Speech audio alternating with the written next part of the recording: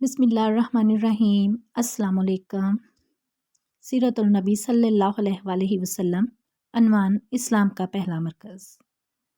حضرت صہیب اور حضرت عمار رضی اللہ عنہ دونوں آپ صلی اللہ علیہ وآلہ وسلم کی خدمت میں حاضر ہوئے۔ آپ نے دونوں کو اپنے پاس بٹھایا۔ جب یہ بیٹھ گئے تو آپ نے ان کے سامنے اسلام پیش کیا اور قرآن کریم کی جو آیات آپ پر اس وقت تک نازل ہو چکی تھیں وہ پڑھ کر سنائیں۔ ان دونوں نے اسی وقت اسلام قبول کر لیا۔ اسی روز شام تک یہ دونوں نبی کریم صلی اللہ علیہ وآلہ وسلم کے پاس رہے۔ شام کو دونوں چپکے سے چلے آئے۔ حضرت عمار رضی اللہ عنہ سیدھے اپنے گھر پہنچے تو ان کے ماں باپ نے ان سے پوچھا کہ دن بھر کہاں تھے۔ انہوں نے فوراً ہی بتا دیا کہ وہ مسلمان ہو چکے ہیں۔ ساتھ ہی انہوں نے ان کے سامنے بھی اسلام پیش کیا اور اس دن انہوں نے قرآن پاک کا جو حصہ یاد کیا تھا وہ ان کے سامنے تلاوت کیا۔ ان دونوں کو یہ کلام بے حد پسند آیا۔ دونوں فوراً ہی بیٹے کے ہاتھ پر مسلمان ہو گئے۔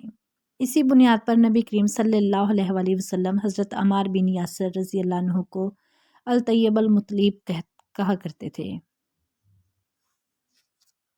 یعنی پاک باز اور پاک کرنے والا۔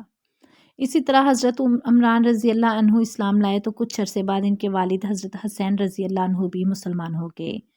ان کے اسلام لانے کی تفصیل یوں ہے: ایک مرتبہ قریش کے لوگ نبی کریم صلی اللہ علیہ وآلہ وسلم سے ملاقات کے لیے آئے۔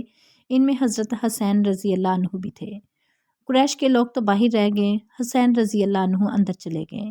نبی کریم صلی اللہ علیہ وآلہ وسلم نے انہیں دیکھ کر فرمایا، ان بزرگوں کو جگہ دو۔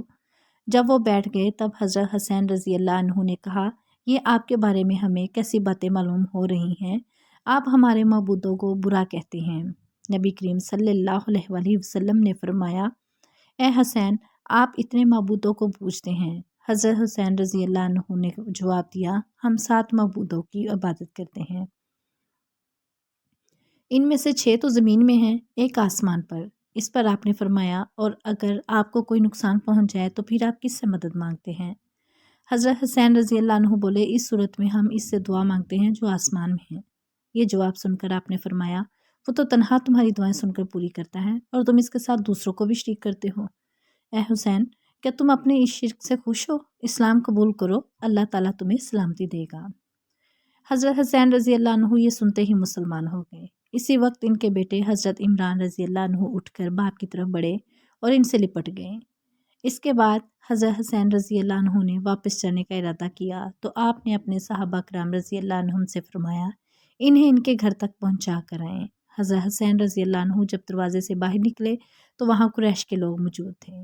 انہیں دیکھتے ہی بولے، لو، یہ بھی بے دین ہو گیا۔ اس کے بعد وہ سب لوگ اپنے گھروں کو لوٹ گئے اور صحابہ کرام نے حضرت حسین رضی اللہ عنہ کو ان کے گھر تک پہنچا دیا۔ اسی طرح 3 سال تک نبی کریم صلی اللہ علیہ وآلہ وسلم خفیہ طور پر تبلیغ کرتے رہے۔ اس دوران جو شخص بھی مسلمان ہوتا تھا وہ مکہ کی گھاٹیوں میں چھپ کر نمازیں ادا کرتا تھا۔ پھر ایک دن ایسا ہوا کہ حضرت سعد بن ابی وقاص رضی اللہ عنہ کچھ دوسرے صحابہ کے ساتھ مکہ کی گھاٹی میں تھے کہ اچانک وہاں قریش کی ایک جماعت پہنچ گئی۔ اس وقت صحابہ نماز پڑھ رہے تھے۔ مشرکوں کو یہ دیکھ کر بہت غصہ آیا، وہ ان پر چڑھ دوڑے، ساتھ میں برا بھلا بھی کہہ رہے تھے۔ ایسے میں حضرت سعد بن ابی وقاص رضی اللہ عنہ نے ان میں سے ایک کو پکڑ لیا اور اس کو ایک ضرب لگائی۔ اس سے اس کی کھال پھٹ گئی، خون بہہ نکلا۔ یہ پہلا خون ہے جو اسلام کے نام پر بہایا گیا۔ اب قریشی دشمنی پر اتر آئے۔ اس بنا پر نبی کریم صلی اللہ علیہ وآلہ وسلم حضرت ارقم رضی اللہ عنہ کے مکان پر تشریف لے آئے تاکہ دشمنوں سے بچاؤ رہے۔ اس طرح حضرت ارقم رضی اللہ عنہ کا یہ مکان اسلام کا پہلا مرکز بنا۔ اس مکان کو دار ارقم کہا جاتا ہے۔ نبی کریم صلی اللہ علیہ وآلہ وسلم کے دار ارقم میں تشریف لانے سے پہلے لوگوں کی ایک جماعت مسلمان ہو چکی تھی۔ اب نماز دار ارقم میں ادا ہونے لگی۔ نبی کریم صلی اللہ علیہ وآلہ وسلم صحابہ کرام رضی اللہ عنہم کو وہیں پر نماز پڑھاتے، وہیں بیٹھ کر عبادت کرتے اور مسلمانوں کو دین کی تعلیم دیتے۔ اس طرح 3 سال گزر گئے۔ پھر اللہ تعالیٰ نے آپ کو اعلانیہ تبلیغ کا حکم فرمایا۔ اعلانیہ تبلیغ کی ابتدا بھی دار ارقم سے ہوئی۔ پہلے آپ یہاں خفیہ طور پر دعوت دیتے رہے تھے، یہاں تک کہ اللہ تعالیٰ نے سورہ العشر میں آپ کو حکم فرمایا اور آپ اپنے نزدیک کے اہل خاندان کو ڈرائیے۔ یہ حکم ملتے ہی آپ کافی پریشان ہوئے، یہاں تک کہ آپ کی پھوپھیوں نے خیال کیا کہ آپ کچھ بیمار ہیں۔ چنانچہ وہ آپ کی بیمار پرسی کے لیے آپ کے پاس آئیں۔ تب آپ نے ان سے فرمایا، میں بیمار نہیں ہوں، بلکہ مجھے اللہ تعالیٰ نے حکم دیا ہے کہ میں اپنے قریبی رشتہ داروں کو آخرت کے عذاب سے ڈراؤں۔ اس لیے میں چاہتا ہوں کہ تمام بنی عبد المطلب کو جمع کروں اور انہیں اللہ کی طرف آنے کی دعوت دوں۔ یہ سن کر آپ کی پھوپھیوں نے کہا، ضرور جمع کریں، مگر ابو لہب کو نہ بلائیے گا، کیونکہ وہ ہرگز آپ کی بات نہیں مانے گا۔ ابو لہب کا دوسرا نام عبد العزیٰ تھا۔ یہ آپ کا چچا تھا اور بہت خوبصورت تھا، مگر بہت سنگ دل اور مغرور تھا۔ دوسرے دن نبی کریم صلی اللہ علیہ وآلہ وسلم نے بنی عبد المطلب کے پاس دعوت بھیجی۔ اس پر وہ سب آپ کے ہاں جمع ہو گئے۔ ان میں ابو لہب بھی تھا۔ اس نے کہا، یہ تمہارے چچا اور ان کی اولادیں جمع ہیں، تم جو کچھ کہنا چاہتے ہو کہو اور اپنی بے دینی کو چھوڑ دو۔ ساتھ ہی تم یہ بھی سمجھ لو کہ تمہاری قوم میں یعنی ہم میں اتنی طاقت نہیں ہے کہ تمہاری خاطر سارے عربوں سے دشمنی لے سکیں۔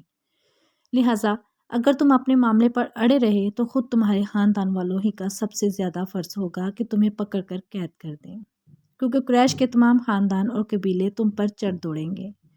اس سے تو یہی بہتر ہوگا کہ ہم ہی تمہیں قید کر دیں اور ہمارے بھتیجے۔ حقیقت یہ ہے کہ تم نے جو چیز اپنے رشتہ داروں کے سامنے پیش کی ہے، اس سے بدتر چیز کسی اور شخص نے آج تک پیش نہیں کی ہوگی۔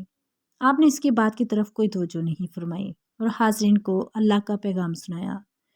آپ نے فرمایا، اے قریش، کہو اللہ کے سوا کوئی معبود نہیں اور محمد اللہ کے رسول ہیں۔ آپ نے ان سے یہ بھی فرمایا، اے قریش، اپنی جانوں کو جہنم کی آگ سے بچاؤ۔ وہاں صرف آپ کے رشتہ دار ہی جمع نہیں تھے بلکہ قریش کے دوسرے قبیلے بھی موجود تھے۔